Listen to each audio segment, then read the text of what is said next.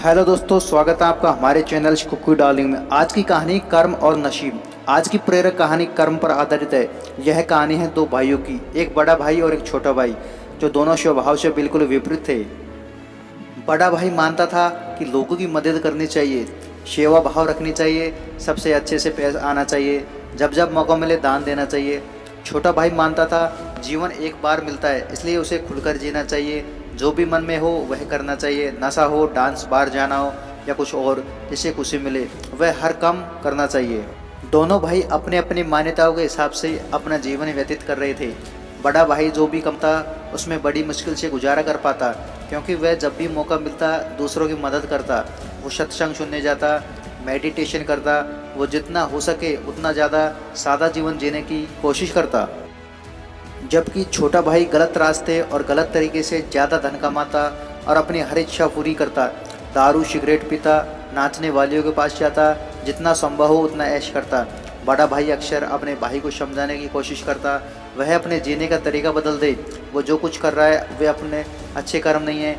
लेकिन छोटा भाई उसकी एक ना सुनता और उल्टे बड़े भाई को ही अपने जीवन जीने का तरीका बदल देने को कहते। वे दोनों एक ही दूसरे की बात माने बिना अपने अपने तरीके से ज़िंदगी जीते रहे। एक दिन बड़े भाई को घर लौटते वक्त रास्ते में चप्पल में कील घुस गई, जो चप्पल को चीरते हुए उसके पैर में घुस गई। उसे बहुत बड़ा दर्द हुआ। दर्द इतना ज़्यादा था कि वह ठीक से चल भी नहीं पा रहा था, लेकिन फिर भी जैसे तैसे लंगड़ाते दर्द सहन करते अपने घर तक पहुंचा। घर पहुंचने के बाद उससे बिल्कुल भी खड़ा नहीं हो गया। उससे बहुत प्यास लग रही थी, लेकिन दर्द इतना ज़्यादा था कि वह पानी का गिलास लेने तक की हिम्मत नहीं जुटा पा रहा। इसलिए अब बड़ा भाई छोटे भाई के आने की राह देखने लगा।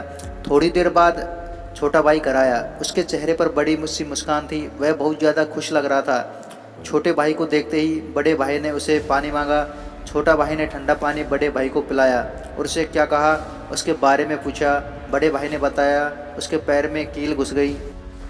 छोटा भाई बड़े भाई से बोला, देखिए आप इतना सादा जीवन और सच्चाई भरा जीवन जीते हैं, बदले में आपको मिला क्या? और यह देखिए मैं कितना खुलकर जीवन जीता हूँ, इसलिए आज मुझे रास्ते में ये हीरे का हार मिला। हमारे दोनों की परिस्थितियाँ यह साबित करती हैं कि मेरा तरीका सही है या आपका गलत है। बड़ा भाई बड़ा परेशान था, फिर भी वह छोटे भाई को समझाने लगा, नहीं उसी का तरीका सही है। बड़ा भाई कह रहा था कि तरीका मेरा ही सही है, लेकिन शायद कुछ गड़बड़ है, इसलिए हम ऐसा करते हैं, हम कल दोनों ज्योतिषी को अपनी अपनी कुंडली दिखाएंगे, वहाँ बताएंगे कि क्या दिक्कत है।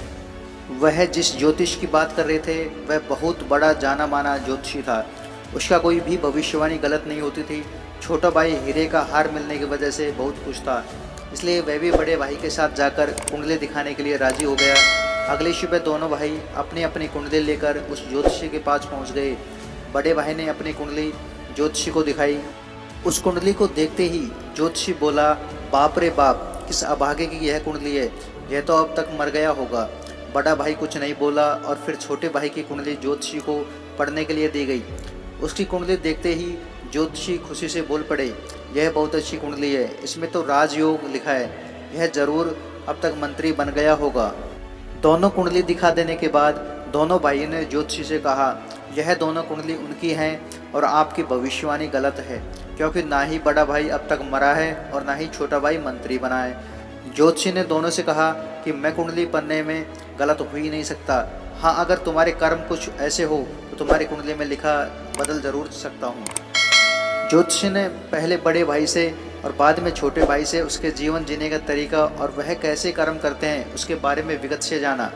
ज्योतिषी ने दोनों को समझाते हुए कहा, मेरी पढ़ी हुई कुंडली गलत नहीं है, यह बड़े भाई के अच्छे कर्म है, जिसने उसकी कुंडली में लिखे मौत की जगह सिर्फ एक कील का दर्द दिया है।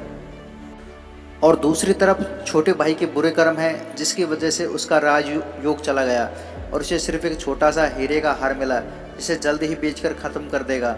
दोस्तों, छोटी सी एक प्रेरक कहानी हमें वही सदियों से पुरानी बात याद दिलाती है कि जैसे कर्म होंगे वैसे ही फल होंगे।